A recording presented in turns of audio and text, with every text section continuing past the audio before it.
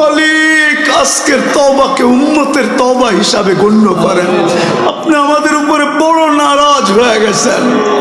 নাইলে অতীত তাকাইলে দেখি মালিক, একজন হাত তুলতে দেরি, একজন চিৎকার দিতে দেরি, একজন আপনাকে অনুরোধ করতে দেরি, একজন বলতে দেরি, আকাশ থেকে সাহায্য আসতে দেরি হয় না। আপনার বাহিনী জাপায়া পড়তে দেরি করে নাই।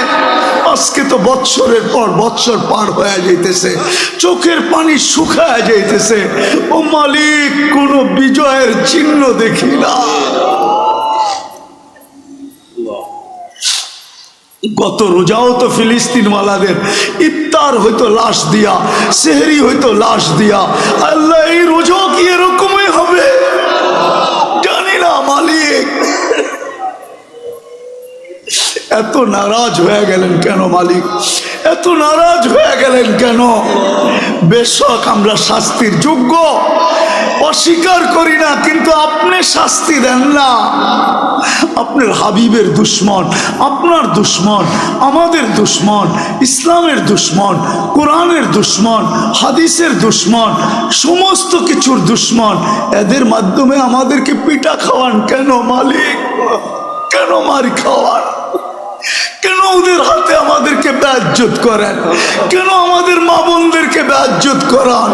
কেন দুধের শিশুর রক্ত জড়ে ওদের হাত দিয়া? আপনি কি আমাদেরকে ছেড়েই দিলেন? আমরা যাব তো যাব কোথায়? আমরা তো এই কথায় বিশ্বাসী, লা মালজা ওয়ালা মানজা, লা মালজা ওয়ালা মানজা মিনকা ইল্লা ইলাইক।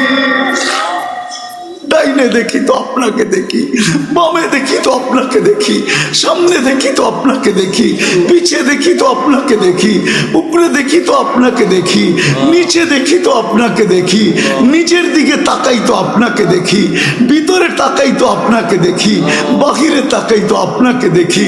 আপনাকে ছাড়া তো কাউকে আমরা চিনি না মালিক।